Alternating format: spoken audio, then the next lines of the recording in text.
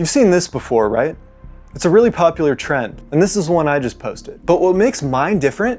None of these images are actually edited. In a sense they are, but not really. Let me show you. The point I'm trying to illustrate is why these comparisons are so stark. And that has to do with the way raw images are portrayed. You see, when an image is taken, it starts as analog signals from the camera sensor that are then processed and converted into a digital raw file. But it's just that, raw data, not an image. In order to create an image, the data needs additional processing. What informs that processing is something called a raw profile. Now, these aren't filters or Lightroom presets, but a necessary part of creating a viewable image from a raw file. Every camera does this for previews or JPEGs. Canon calls them picture styles. What makes this trend so powerful is something called a neutral profile. It creates a neutral image with low contrast, minimal saturation, and overall has kind of a gray look. When compared to a more punchy, vibrant profile, boom, sick edit, except no editing. Not really. Now, most people doing this are using a real edit. I just wanted to illustrate how much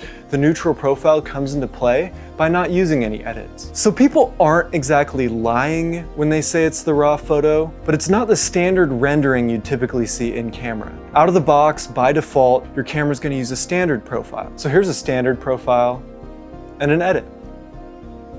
Now here's a neutral profile and an edit. Big difference, right?